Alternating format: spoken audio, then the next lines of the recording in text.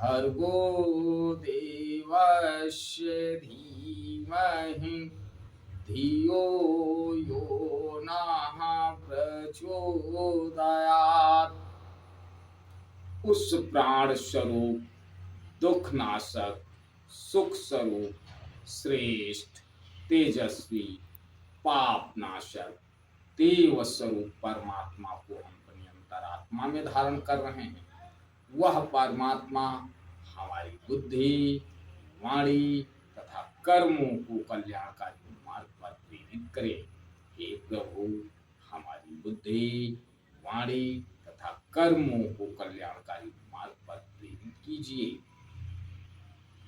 परम पूजनीय गोस्वामी तुलसीदास जी द्वारा लिखित श्री रामचरितमानस महाकाव्य का ये भाग नंबर 154 आप लोगों के समक्ष प्रस्तुत कर रहा हूं। आप लोग इसका श्रवण करें और अपने अंतःकरण को नकारात्मक तत्वों से भगा करके और सकारात्मक तत्वों को अपनाइए। गोस्वामी तुलसीदास जी लिखते हैं, वो कपटी राजा जो साधु के वेश में था, तरह तरह के उसको अपने शब्दों के जाल में उलझा रहा है। क्या लिखते हैं गोस्वामी तुलसीदास जी?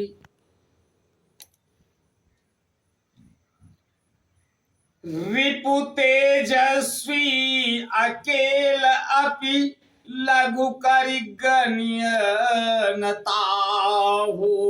अजहु देत दुख रवि सही सिर अवशेषित राहु। तेजस्वी शत्रु अकेला भी हो तो भी उसे छोटा नहीं समझना चाहिए। जिसका सिर मात्र बचा था वह राहु आज तक सूर्य चंद्रमा को दुख देता है। तापस नृप निज सखै निहारी हरस मिल्यो उठी भयउ सुखारी। मित्र ही कही सब कथा सुनाई जातु धान बोला सुख पाई।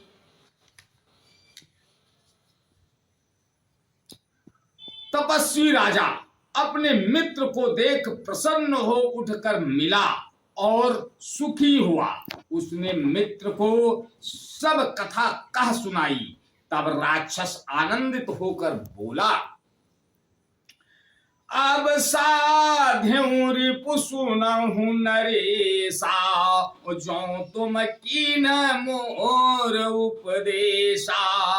परिहरि सोच रहो तुम सोई बिनु अवसद पियादि विधि खोई। हे राजन सुनो, जब तुमने मेरे कहने के अनुसार इतना काम कर लिया तो अब मैंने शत्रु को काबू में कर ही लिया समझो। तुम अब चिंता त्याग सो रहो। विधाता ने बिना ही दवा के रोग दूर कर दिया। कुल समेत रिपु मूल बहाई चौथे दिवस मिलब मैं आई। तापस न पही बहुत परितोषी चला महाकपटी अतिरोषी। कुल सहित शत्रु को जड़ मूल से उखाड़ बहाकर आज से चौथे दिन मैं तुमसे आ मिलूंगा। इस प्रकार तपस्वी राजा को खूब दिलासा देकर वह महामायावी और अत्यंत क्रोधी राक्षस चला। भानु प्रताप ही बाज समेता और पहुंचाए क्षण मांझ निकेता। न पही नारी पही शयन कराई, और है ग्राह बांधे से बाज बनाई। उसने प्रताप भानु राजा को घोड़े सहित क्षण भर में घर पहुंचा दिया। राजा को रानी के पास सुलाकर घोड़े को अच्छी तरह से घुड़साल में बांध दिया। राजा के ऊपर रोहित ही हरि ले गयो बहोरी, ले राखे से गिरी खो हमहू माया करे मति भोरी। फिर वह राजा के पुरोहित को उठा ले गया और माया से उसकी बुद्धि को भ्रम में डालकर उसे उसने पहाड़ की खोह में ला रखा। आज बस यहीं तक, आगे का अगले भाग में। तब तक के लिए जय श्री राम। ओ